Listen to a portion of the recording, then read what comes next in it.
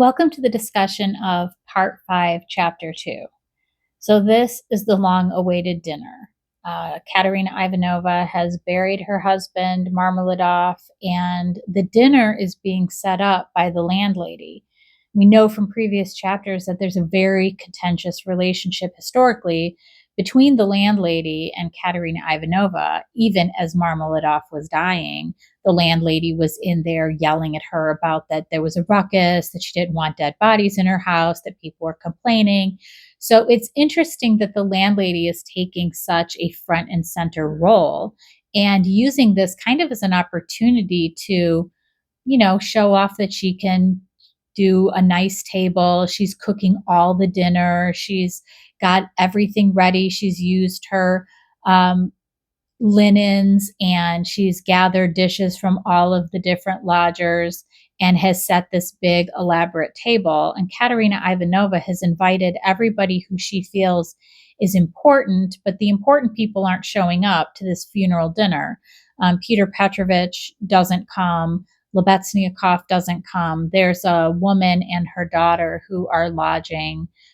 They were invited, and Katerina Ivanova invites them because they kind of spurned her from the beginning, and it kind of intimates that possibly because of Sonia being a prostitute, they refused to come, and that they were the ones who were complaining about the noise when her husband had come home drunk at one point.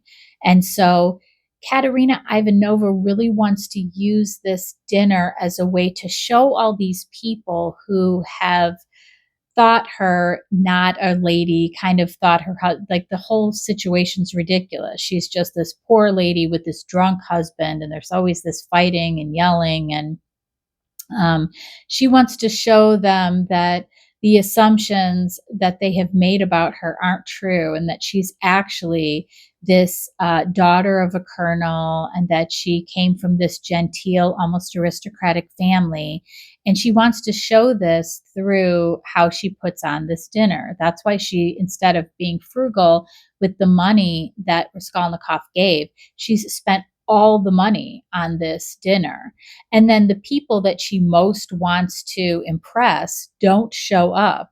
And who shows up are the people that she kind of doesn't even know or couldn't care less. There's this Polish man.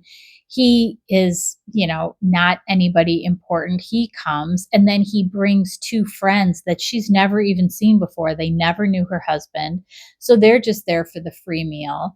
And Katerina Ivanova is already irked because she sees that the landlady has bought a new dress, where Katerina Ivanova doesn't have any other dress to wear, let alone be able to buy a new dress. She just has one dress. This is the dress that she's worn to the funeral. And here the landlady's all spiffied up, and she's got this new cap on with these funeral ribbons. And so she's already irritated that the landlady is, trying to, in her mind, outshine her on her occasion. This is Katerina Ivanova's occasion to make a good impression, and here she feels like the landlady is stealing the spotlight. So instead of, being grateful to the landlady for spending the entire day cooking and setting the table and creating this amazing dining experience as best as could be in this lodging house, she's now going to try to cut her down a notch. And so she spends the dinner making fun of her. And the landlady doesn't really understand 100% what she's saying, because the landlady is German, something that Katerina Ivanova likes to point out constantly. And so she doesn't speak correctly in Russian. She keeps saying things. She's trying to tell stories and she's saying things wrong. And Katerina Ivanova is using that as a way to tell Raskolnikov, like, look at her. She's so stupid. She doesn't even know what she's saying. She shouldn't even be talking in German. And so they really get into it, where it gets down to, well, my dad's better than your dad. I mean, it just basically devolves into Katerina Ivanova just yelling at people.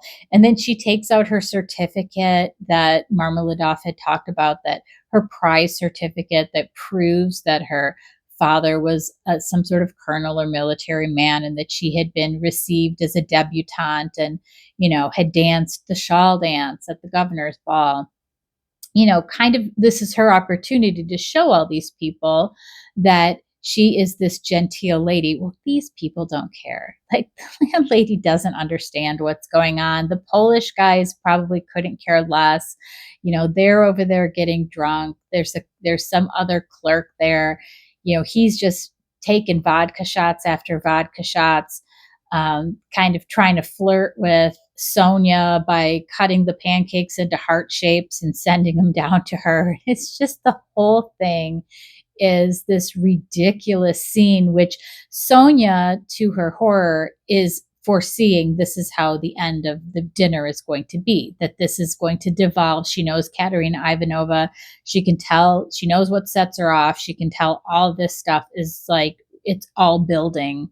And she understands what's coming. And she's sitting next to Raskolnikov. And I'm sure she's just absolutely mortified by the whole situation. She's avoiding talking to him, but Katerina Ivanova made her sit next to him. And so it's just this awkward situation where Katerina Ivanova is getting more and more loud, more and more offended. And it just blows up at the end with her and the landlady just yelling at each other about, my father's better than your father. And then at the end of that, in walks Pyotr Petrovitch to this ridiculous scene. So that is where the chapter ends. Meet me in part 5, chapter 3, and we'll see what happens now that Pyotr Petrovitch is at the dinner.